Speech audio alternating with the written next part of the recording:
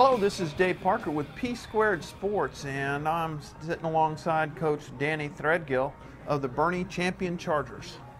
Coach, welcome. Thank you. Very good to be here. We've had you on coaches shows in the past and really had a great time talking about Champion Charger football. How's the transition going at, you got the old Greyhounds and the Greyhounds have moved and all that stuff? Oh, the transition is pretty much over with now. It's Yeah. Now we've gotten our feeder school, which is our middle school, and Boerne High School has their feeder school. So pretty much with the boundaries that are already set, everything is status quo. Everybody knows where they're going, and so it's now it's the process of each school growing, and which is doing that in leaps and bounds. Now, we talked a little bit about before the interview started. Your students are not always the same every year. You get a lot of move-ins. Yeah, and for a while there, that stalemated for us a little bit when we first split, and that's part of the economic impact. But since then, we'll pick up 75 to 100 kids a year, and sometimes a few more than that. And hopefully some of those are going to be good athletes and good football players. We talked a little bit with one of the other coaches about the fact that just because you were the starter last year doesn't mean you're going to be the starter this year. And that's a big point, and we tell our kids that. I said, no matter what you've done last year, we're going to put the position up for competition every year, and so you got to go out to prove yourself daily during off season and when we get back into tour days. Now, you guys started off season. What do you have a boot camp? Do you have anything that you start your off season with? We really do. As soon as we get out of football season, we go in to start lifting. But as soon as we get back from our Christmas break, then we go directly into boot camp. And so we have 3 days of nothing but classroom, and it's talking about the leadership qualities that we want to see displayed from all our kids. And then at that point, after that, then we get into the boot camp aspect, and that's trying to push our kids physically as well as mentally. And how do you do that? Well, what we've done, and I've gone to several different programs with Smithson Valley and Reagan and Judson and watched their boot camps, and that's what sold me on boot camp, was to push these guys going through command weights, going through jump ropes, going through mat drills, and they have 13 minutes a station, and we just go all out for 13 minutes, and then they rotate, and we don't let them feel sorry for themselves. If they decide they want to go throw up, then we don't let them hang over the trash can. They got to get back out there. You got to get back out there. So we want the kids to be able to push themselves mentally and physically to a point that they've never done before. And for some of those kids, that's a completely new experience for them. But when they come out of boot camp, they now figure out that they can go and push themselves a lot harder than they ever have. When we talk about football and talk about being a football player, you learn a lot more than X's and O's about football, don't you? Oh, there's no question. I mean, football is a game, and athletics is the whole game of learning more of the life skills that you're going to need to succeed in all areas of life. I don't care if you're selling the pharmaceuticals or if you're out playing college ball or whatever you're doing. All the qualities that we instill in kids or try to instill in kids are going to be those qualities they need to be successful in life. And when we talk about those qualities and getting up when you get knocked down and dealing with adversity. Oh, and that's what we talk about probably mainly is our resiliency, being able to bounce back. People are going to get knocked down. You're going to get knocked down on the football field. You're going to get knocked down in life. The key is who's going to get back up, and that's what we want our kids to understand. We need to be the ones that get back up. Now, do you think you get that in math class? No, not as much. No, there are aspects of it, yes, but no, not like this. No, and I asked you that question. I kind of set you up. I'm sorry, Coach, but it's hard to say in math class that although in math class you do learn a lot in other things, and that's extremely important. Okay, so the process right now, you guys are getting ready for spring training? Yeah, we do not have spring ball, so we have already put the balls out during our athletic periods. Okay. And so we are already going through, quote, our spring training, okay.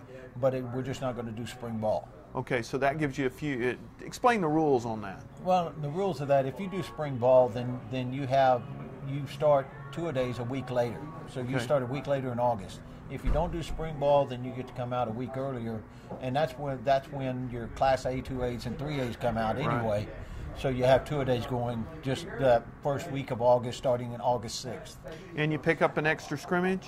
You pick up an extra scrimmage, and you could have, really, I guess you could have 3 scrimmages if you wanted, but we do the 2 scrimmages, and that after our first week, you can start putting pads on. And then the second week is working through the second weeks when you can have your first scrimmage. And what's your feelings behind why you do that versus spring? Well, and I was just talking to Coach Wetzel about that, is that some of the things that I've always seen, we have a lot of kids that play baseball. We have coaches that coach baseball, softball. We have kids in other sports. Along with that, I always feel like I don't feel like the carryover from spring to the fall is going to be that great. Now, if I was a new coach coming into a program, I didn't know the kids, things like that, then I would say, okay, I want spring ball. But at that point, and don't get me wrong, I think there's a positive to both sides. Right. I mean, as Coach Wetzel was talking about, he likes to see his linemen, suit up and hit each other, see who's going to be aggressive, who they can pencil in, And at that point, I feel like that we kind of know our kids already, and we feel like that we can get that and the carryover in two-a-days. Well, and that does allow a lot of your kids to play multiple sports.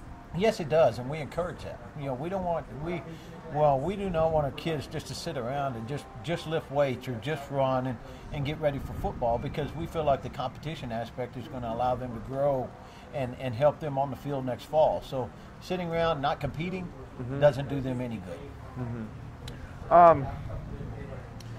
If you had anything to do differently over the last 2 years, what would you do differently? Maybe win a few more games. That's always a good one. No. I think the biggest thing that we have to do as a program is to continue to press our kids and have them believe in what how successful they can be. So I mean, as far as preparation, things like that, I don't see anything more we should do. But I just think our kids have to believe in what how good they can be. When you guys get together as a coaching staff, what are you telling your coaches you want them to give to their kids? I want enthusiasm. I want positive.